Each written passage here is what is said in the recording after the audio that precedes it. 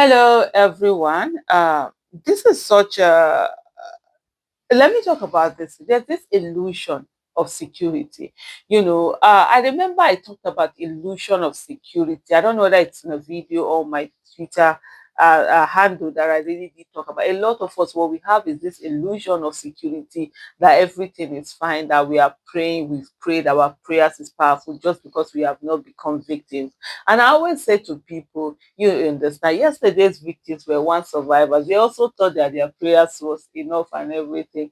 Today's victims were yesterday's survivors, and tomorrow's victims will be today's survivors. Today's survivors are, those of us that are here, they think, oh, it has not reached us, it's not going to reach us. It's only a matter of time. And that's why you have to, that call for government to protect lives and property is very important. Until everyone is protected, no one is actually protected, because it just takes that split second for it to happen. Oh, people are driving, nothing has been happening. Yes, but it takes 1 second for you to be that what now becomes, the numbers. And I've also spoken about Abuja, but there's this writer on Twitter, Usman Shamaki, AU Shamaki, that's his Twitter handle.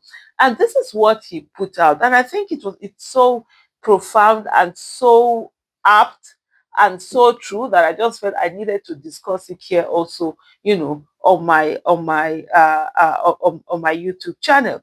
He said Nigeria's political elite are sleeping under the illusion that Abuja is some untouchable fortress. And I would say this is so true. Many people think that, oh, Abuja is this and that, Abuja is so safe. They don't even realize how vulnerable, we are. And that I'm demanding and asking government to actually make the lives and properties of Nigeria a priority. It's for us all. It's not something that, oh, those activists, they noise makers. I saw a video where one was it, I think it's Pastor B was talking about protesters.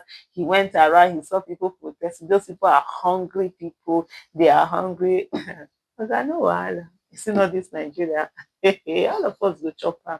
It's one way or the other. One of the things why I don't get angry when people are doing all of this is that Nigeria has capacity to deal with every one of us in one way or the other. In one way or the other, and you will feel it. And the thing that even when you're abroad, it doesn't stop Nigeria from dealing with you as with that is Nigerianness. All of us go here. So it's hungry people that are out there, protesting. They are not hungry. After all, they're in their bulletproof vehicles and what have you and whatever. Oga, no, danke, no wahala. And he said that, but Abuja is not insulated, according to him. Abuja is not immune. He's putting not in capital letter. Abuja is not immune, and Abuja is definitely not secure by geography. The FCT is literally the ham in a banditry sandwich, and the bread is closing in. So, when you make your sandwich, you have your bread, your hair, and that thing that you put inside the middle, whatever, that's your ham, right? And all of that. So what he is saying is that the FCT is that ham that is in between, in between that bread. And it's closing in. You're there thinking, oh, I'm so safe, I'm so this. But they're surrounded. I remember the time I was asking the question when they said that, oh, Buhari was doing so well, there are no more bombings, suicide bombings, no more school. As of that time, no more school.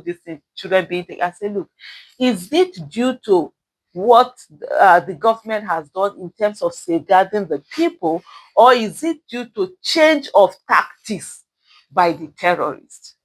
And of course, as usual, a lot of people would attack, would say all sorts of, because I kept telling them, you cannot be taken. Then for them, they have found that suicide bombing and all of that was no longer paying them. They were picking people up for ransom. They were packing people. They were carrying people and they're having to pay. People were having to pay. So that's a change of tactics on them, because you can't come and be celebrating that as an achievement when it is not you that did something to make it, happen.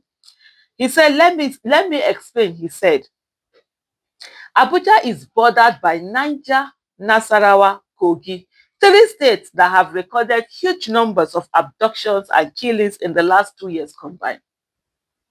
Three states. This is literally surrounding the FCT. But beyond that also, Abuja is also bordered by Kaduna. Yes, the Abuja is also bordered, by Kaduna. Kaduna also has its own fair share of insecurity that has been happening, of terrorism going on, the abduction of people, killings of people, and all of that. So you see, this whole Abuja is like sandwiched between these hot beds of insecurity. He said this is the reality surrounding the FCT.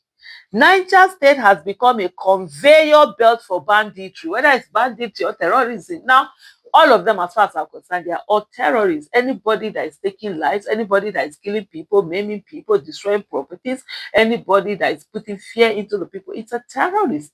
This is all, terrorism.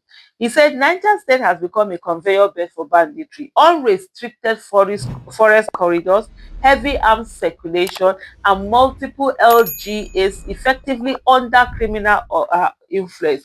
One of the things that sometimes people, if you're looking at the northern zone, you think, oh, it's just this dry, arid area there. So there are actually pockets of forest still within it. I don't know whether it's as thick as the forest you have in the southern part of the country, but they have their forest that is good. And these places are ungoverned spaces. There are spaces where there's no government presence.